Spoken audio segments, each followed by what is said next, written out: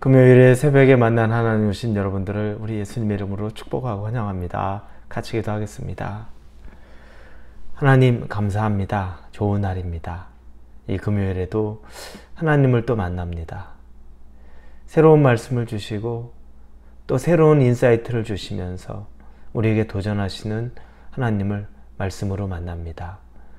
이 말씀이 나에게 임할 때 내가 생각하지도 못했던, 깨닫지 못했던, 그리고 결단하지 못했던 우리의 삶이 변화가 있게 하여 주시고 그 변화가 내 영혼과 내 삶을 다시 새롭게 할 수 있는 소망이 있는 말씀으로 우리 안에 있게 하여 주시옵소서.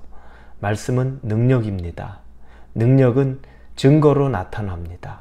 표현됩니다. 이 말씀의 능력을 내 삶의 증거가 되게 하여 주시고 표현되게 하여 주옵소서. 예수님의 이름으로 기도합니다. 아멘. 오늘 말씀은 요한복음 4장입니다. 4장 9절에서부터 18절까지의 말씀입니다. 요한복음 4장 9절에서 18절입니다. 우리 찾으셨으면 4장 9절부터 같이 읽겠습니다. 사마리아 여자가 이르되 당신은 유대인으로서 어찌하여 사마리아 여자인 나에게 물을 달라 하나이까 하니 이는 유대인이 사마리아인과 상종하지 아니함이로라. 예수께서 대답하여 이르시되 내가 만일 하나님의 선물과 또 내게 물 좀 달라 하는 이가 누구인 줄 알았더라면 내가 그에게 구하였을 것이요 그가 생수를 내게 주었으리라. 여자가 이르되 주여 물 기를 그릇도 없고 이 물은 깊은데 어디서 당신이 그 생수를 얻겠사옵나이까? 우리 조상 야곱이 이 우물을 우리에게 주셨고 또 여기서 자기와 자기 아들들과 짐승이 다 마셨는데 당신이 야곱보다 크니이까? 예수께서 대답하여 이르시되 이 물을 마시는 자마다 다시 목마르려니와 내가 주는 물을 마시는 자는 영원히 목마르지 아니하리니 내가 주는 물은 그 속에서 영생하도록 솟아나는 샘물이 되리라. 여자가 이르되 주여 그런 물을 내게 주사 목마르지도 않고 또 여기 물 기르러 오지도 않게 하옵소서. 이르시되 가서 내 남편을 불러오라. 여자가 대답하여 이르되 나는 남편이 없나이다. 예수께서 이르시되 내가 남편이 없다 하는 말이 옳도다. 너에게 남편 5이 있었고 지금 있는 자도 내 남편이 아니니 내 말이 참되도다. 아멘.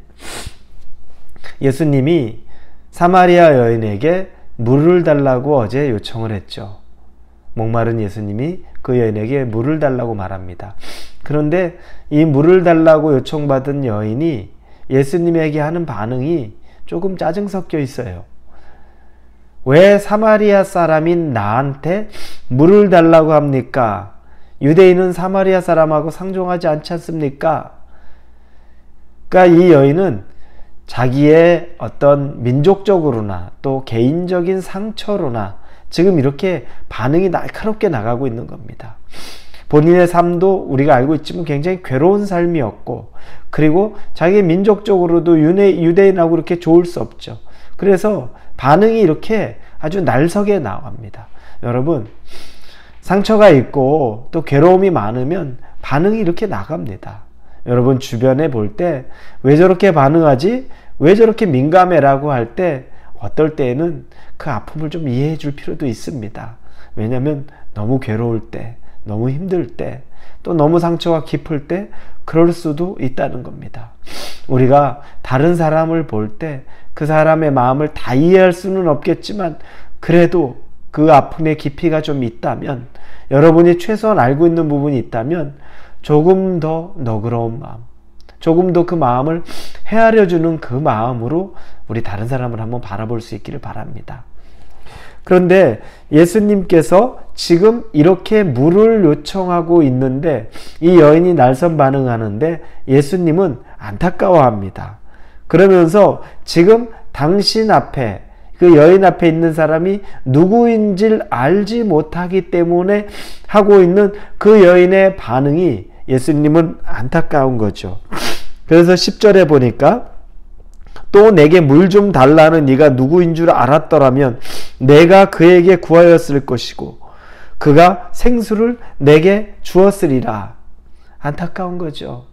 내가 너랑 얘기하는 내가 누군지 네가 알았더라면 이렇게 반응하지 않고 오히려 나에게 정말 구할 것을 구했을 것인데 라는 안타까운 마음이 있는 겁니다. 그 여인은 지금 눈앞에 보이는 이 메시아인 예수님보다 12절에 보니까 야곱의 우물, 이 현실적인 물이 더 갈급한 사람입니다.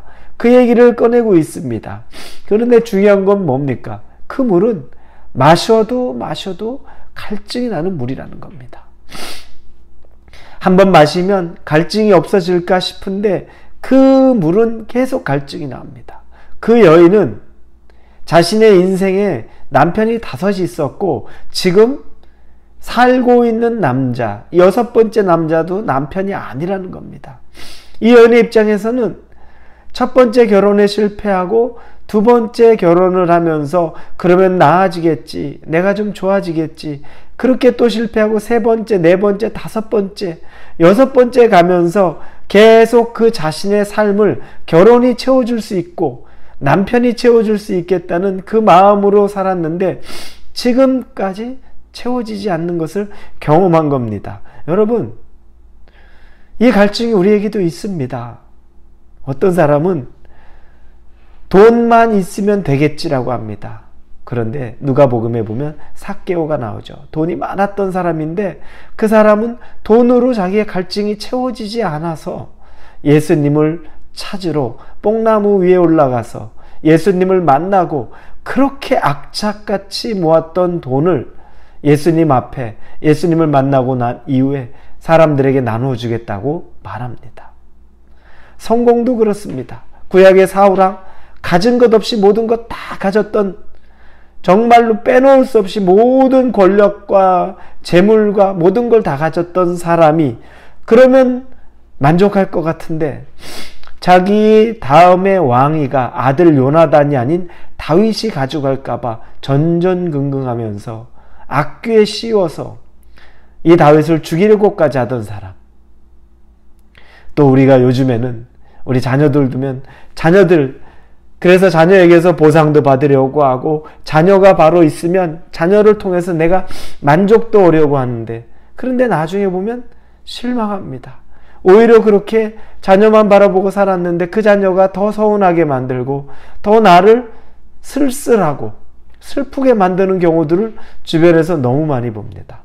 여러분, 우리에게 있는 이 갈증은 다른 걸로 채워지지 않습니다. 그 갈증은 예수 그리스도로 채워집니다.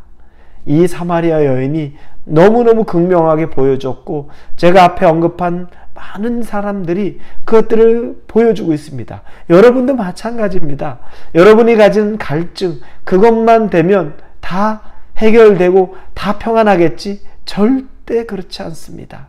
그러면 그 다음에 그로 인해 생기는 또 다른 괴로움이 있습니다. 우리의 갈증은 그래서 예수님밖에는 채울 수가 없습니다. 예수님 안에 만족을 얻지 않으면 절대 우리의 이 갈증은 채워지지가 않는 겁니다. 그런데 우리는 이런 본질을 외면하고 우리의 다른 것에서 갈증을 채우려고 하는 거죠. 이 여인에게 예수님이 현실을 직시하게 만듭니다. 남편을 데려오라고 말하는 거죠. 그리고 나서 남편이 없다고 하니까 5 남편이 있었는데 이미 지금 6번째로 살고 있는 사람도 내 남편이 아니다라고 말하면서 현실을 인지하게 만듭니다. 그걸 받아들이게 만듭니다. 그제야 그 여인이 고백하지요. 15절에 보니까 여자가 이르되 주여 그런 물을 내게 주사 목마르지도 않고 또 여기 물 기르러 오지 않게 하옵소서. 이제 나는 삶이 지쳤습니다. 너무너무 괴롭습니다. 갈증이 납니다. 내 영혼에 갈증이 있습니다. 이제 나를 해방시켜 주시옵소서 라고 하는 그 진솔한 이 가슴 깊은 곳에 있는 고백이 나오는 겁니다. 여러분, 예수님 만나야 우리의 갈증 해결됩니다.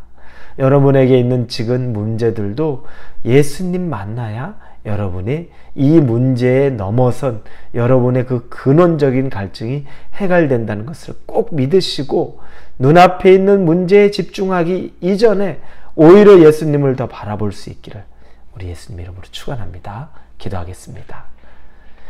우리의 영혼의 갈증을 채울 분은 예수님밖에 없음을 고백합니다. 예수님이 나의 주인이 되어서 나의 갈증을 채워 주시옵소서. 예수님 이름으로 기도합니다. 아멘.